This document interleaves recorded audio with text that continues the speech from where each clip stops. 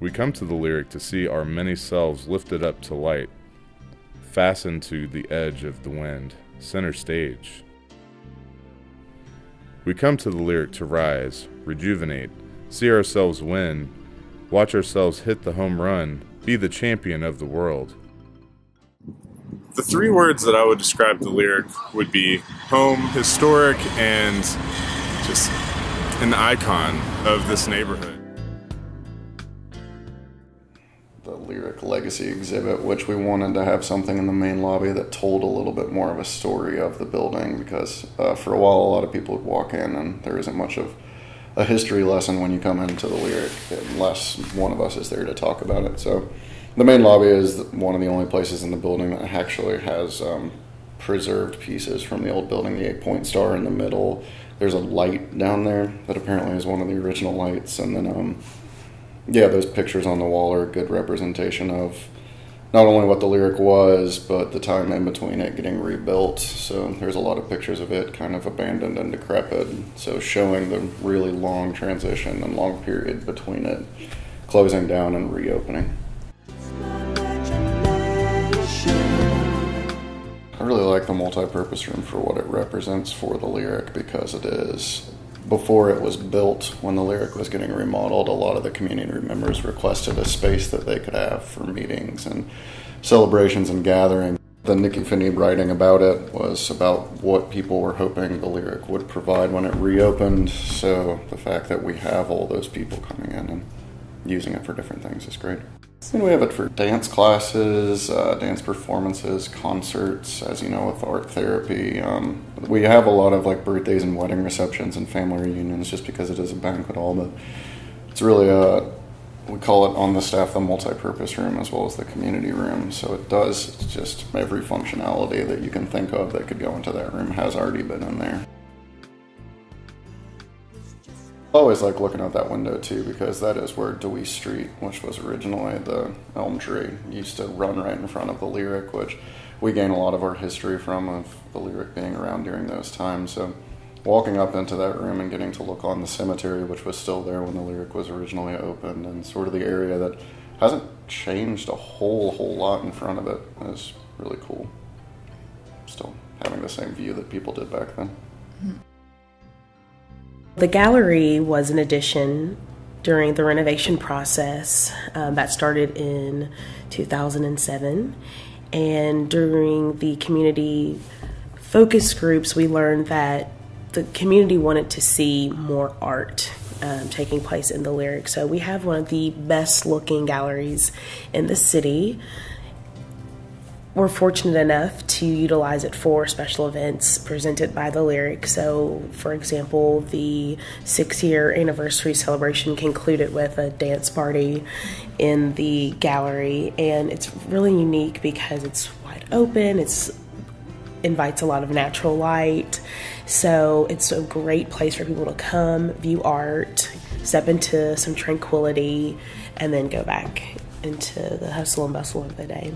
We have rotating exhibit. The rotation is about every 6 to 8 weeks, and we pride ourselves on featuring exhibits from locally based artists with community inclusion, celebrating diverse cultures with a special emphasis on African American cultural heritage. The courtyard, people enjoy renting for different occasions, you know, being here during the day. And at night and the weekends, you can see weddings happening, or people have overflow for their event that's taking place in the community room. The courtyard is one of those underutilized gyms, but when you get in that space and you realize you can do a lot with it, it's definitely something people take advantage of.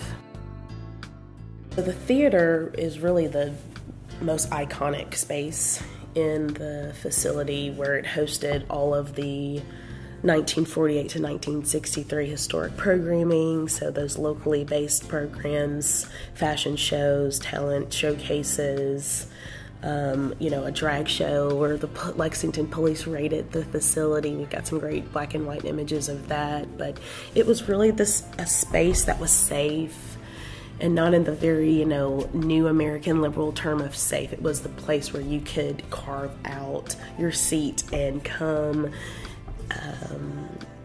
with your neighbors and your family and see some of the most prominent acts of the day.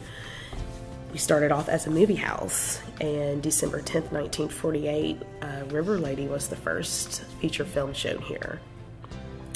People continued to come here because they knew when they walked into the doors, they could cling on to the consistency and the vibrancy, and people made memories. We were really grateful when the renovation happened that we were able to save the main just structure of the space, and since it's been reopened, since my time here, since March of 2015, it's been really exciting to see more and more people cling onto just that bridging of the legacy. So coming to our summer film series, that's been a flagship initiative presented by the Lyric, where it pays homage to our movie house roots. People taking in theatrical performances that increase their cultural proficiency. So the theater's really special. We always try with our anniversary celebrations to have an element happening in the theater just to, again, highlight its significance to who we are. That's the thing that people go back to when they're recalling memories. Where the Lyric sat empty and dilapidated and abandoned and neglected for over 50 years, the We Rise signifies that phoenix, ascending from the ashes, literally. It's a mosaic of the Kente pattern, again, paying homage to our African American cultural heritage, as well as the great late Maya Angelou, of just saying, regardless of how long this place is empty, how the memories might have started to fade as we changed over generations who never experienced our programming, people can see it as a testament that stands strong and firm. Our volunteers are the glue that hold us together. We are very limited, full part-time staff, and they amplify our influence. They enrich the connectivity we have with our community, and it's beautiful because, again, it's that bridging of a legacy. Sweet Lyric, Lyceum of Dreams. Once we came to you, rising into Who Mama, not magazines, promised us we were. Sweet Lyric, we return, half a century gone by. A well-lit history escorts us to your open door.